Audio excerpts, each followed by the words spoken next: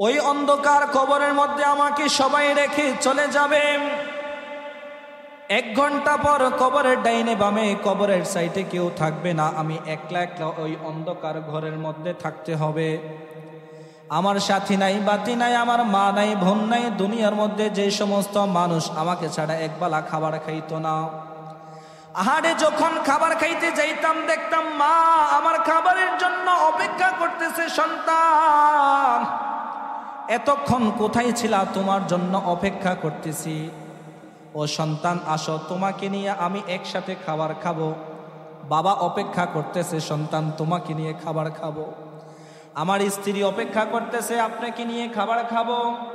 কিন্তু যখন আজরাইল আলাইহিস সালাম আমার রূহ কবজ করে আমাকে কবরের মধ্যে নিয়ে যাবেন, আর যখন আমি ইন্তেকাল করব, আমার মা কাঁদবে, বাবা কাঁদবে, আমার ভাই কাঁদবে, বোন কাঁদবে, কিন্তু 1 ঘন্টার জন্য কেউ এই কথা বলবে না যে আমার বাবাকে ছাড়া আমি থাকতে পারবো না। আমার বাবাকে ঘরের মধ্যে 1 ঘন্টার জন্য রেখে দাও। আমার স্ত্রী বলবে না আমার স্বামীকে ছাড়া আমি চলতে পারতেছি না, আমার স্বামীকে 1 ঘন্টার জন্য ঘরের মধ্যে রেখে দাও। আমার বাবা বলবে না যে আমার সন্তানকে ছাড়া আমি থাকতে পারবো না, আমার সন্তানকে 1 ঘন্টার জন্য ঘরের মধ্যে রেখে দাও। আহারে আত্মীয় স্বজন সবাই আসবে, আমার এলাকার সমস্ত মানুষেরা আসবে, আমাকে গোসল করাইয়া সাদা কাপড়ের মধ্যে ঢুকাইয়া আমাকে সবাই ওই গোরস্থানে নিয়ে যাবে। ওই গোরস্থানে নিয়ে আমাকে কবরের মধ্যে রেখে আমার ভাই, আমার বোন, আমার আত্মীয় স্বজন সবাই আমাকে কবরের মধ্যে রেখে চলে যাবে। 1 ঘন্টা আমার জন্য কেউ অপেক্ষা করবে না। أكثروا ذكر هادم لذات الموت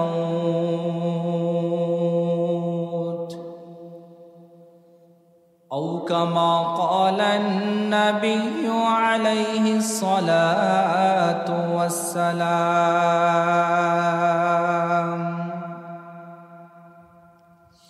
اللهم صل على روح محمد في الأرواح وعلى جسد محمد في الأجساد وعلى قلب محمد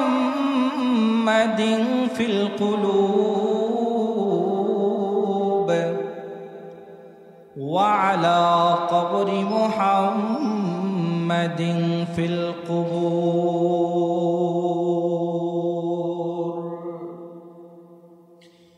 إن الله وملائكته يصلون على النبي يا أيها الذين آمنوا صلوا عليه وسلموا تسليما اللهم صل على سيدنا مولانا محمد وعلى آله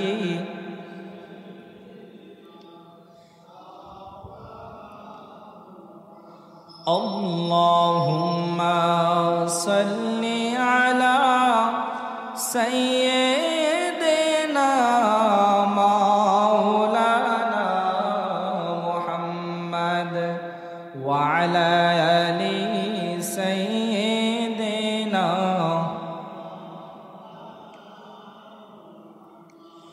নবী আমার জানের জান, নবী আমার প্রাণের প্রাণ, তাহার জন্য দিতে পারি জান আমার কুরবান। আল্লাহুম্মা সাল্লি আলা সাইয়্যিদিনা মাওলানা মুহাম্মদ ওয়া আলা আলিহি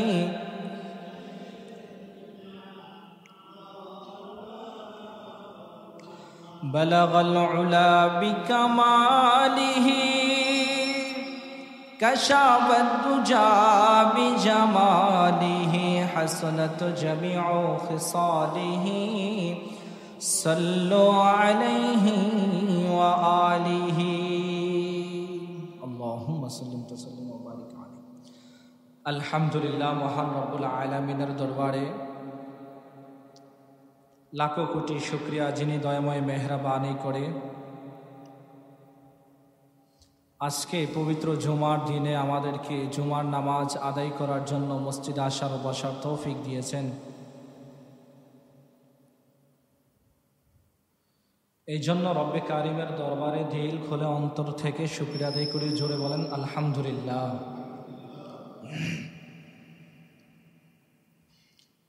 আজ মুহররম মাসের তৃতীয় জুমা। মুহররম মাস চলতেছে,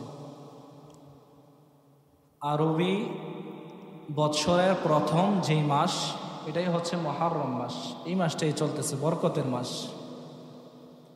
বরকতের 4টা মাস, এর মধ্যে একটা মাস হলো মুহররম মাস।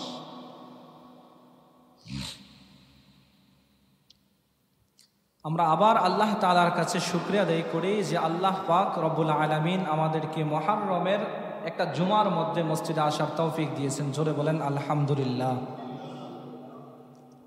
আল্লাহ পাক রব্বে কারীম পবিত্র কোরআনে কারীমের মধ্যে বলেন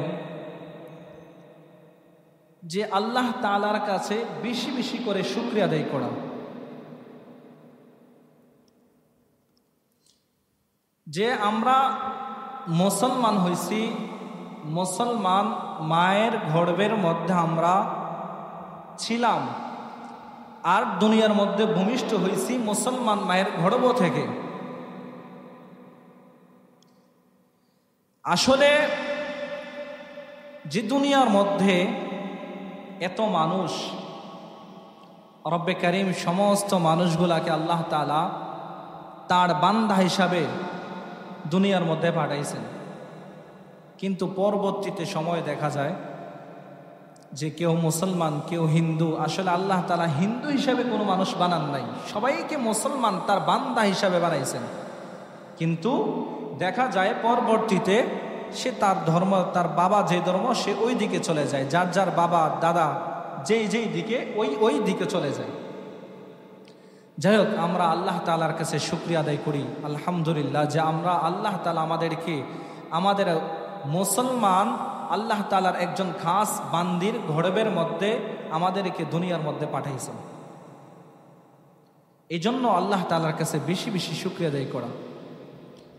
আল্লাহ তাআলা কোরআনে কারীমের মধ্যে বলেন, লা ইন শাকারতুম লাযীদান্নাকুম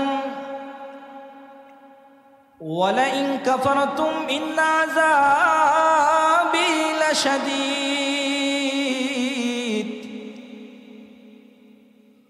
রব্বে কারীম বলেন, দুনিয়ার মধ্যে আমার যেই সমস্ত বান্দাদেরকে আমি রব্বে কারীম, আপনি আমাদের রব, আপনি আমাদের মালিক, আপনি আমাদের খালিক। দুনিয়ায় গেলে একমাত্র আপনার ইবাদত করব, কিন্তু আজকে আমরা কতটুকু আল্লাহ তাআলার ইবাদত করতেছি? কবরের মধ্যে চলে যাব এটা নিশ্চিত। কুল্লু নাফসিন যায়কাতুল মাউত, কবর সকলের জন্য নিশ্চিত। কবরের মধ্যে যেতে হবে, মৃত্যুবরণ করতে হবে, এটা নিশ্চিত। পৃথিবীর মধ্যে যত মানুষ আছে সমস্ত মানুষ এই কথা স্বীকার করে যে মৃত্যু হবে। হিন্দু বলেন, মুসলমান বলেন, খ্রিস্টান বলেন, যত ধর্মের যত মানুষ আছে সমস্ত মানুষ এই কথার উপর বিশ্বাস আছে যে তারা মৃত্যুবরণ করবে, মৃত্যুটা নিশ্চিত।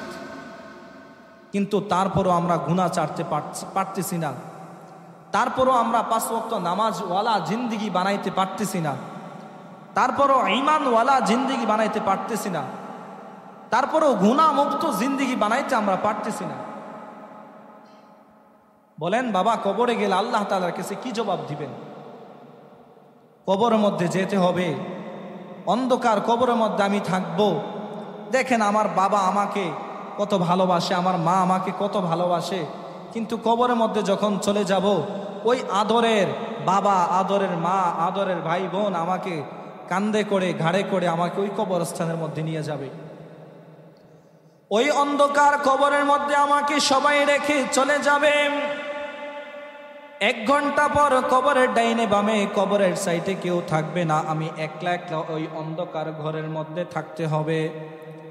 আমার সাথী নাই, বাতি নাই, আমার মা নাই, বোন নাই। দুনিয়ার মধ্যে যে সমস্ত মানুষ আমাকে ছাড়া একবেলা খাবার খাইতো না, আহারে যখন খাবার খাইতে যাইতাম দেখতাম মা আমার খাবারের জন্য অপেক্ষা করতেছে। সন্তান, এতক্ষণ কোথায় ছিলা? তোমার জন্য অপেক্ষা করতেছি।